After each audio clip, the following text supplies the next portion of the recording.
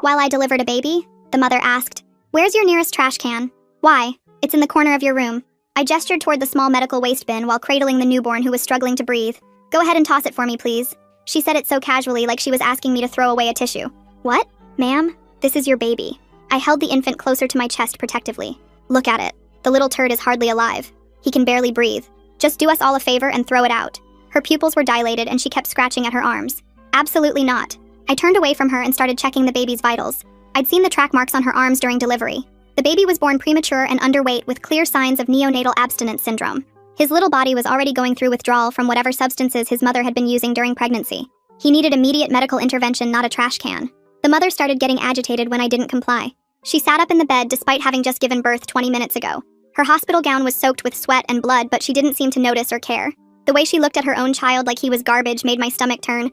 I knew I had to get this baby to the NICU immediately. His breathing was shallow and his skin had a bluish tint that worried me. Every second counted, but I also couldn't just walk out without following protocol. I needed to document everything and alert social services about the mother's request to dispose of her child. "I'm going to take your son for treatment now. He needs oxygen and monitoring." I kept my voice calm and professional. The mother's eyes narrowed. She looked around the room like she was calculating something.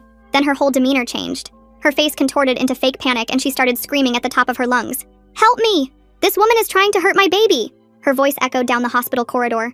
Within seconds, 3 other doctors rushed into the room.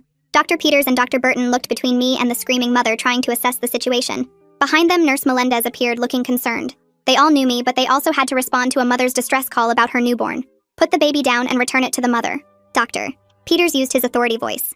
"No, I'm trying to save this baby's life. She asked me to throw him in the trash can. She's not in a state to care for him." I held the infant tighter. The mother's performance escalated. Tears streamed down her face as she reached toward me with shaking hands. "She's insane. Why would anyone want to throw out their baby?" I looked desperately at my colleagues. They had to see through this act. The baby in my arms was barely breathing and needed immediate care. His mother was clearly high and had just asked me to dispose of him like medical waste. But the other doctors were looking at me strangely now. Dr. Burton stepped closer with his hands up like he was approaching a dangerous animal.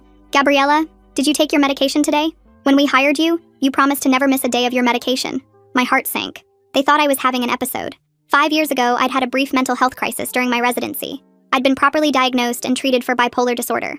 I'd been stable on medication ever since, but that history would always follow me. Now this manipulative woman was using it against me. I never broke that promise. I take my medication every morning.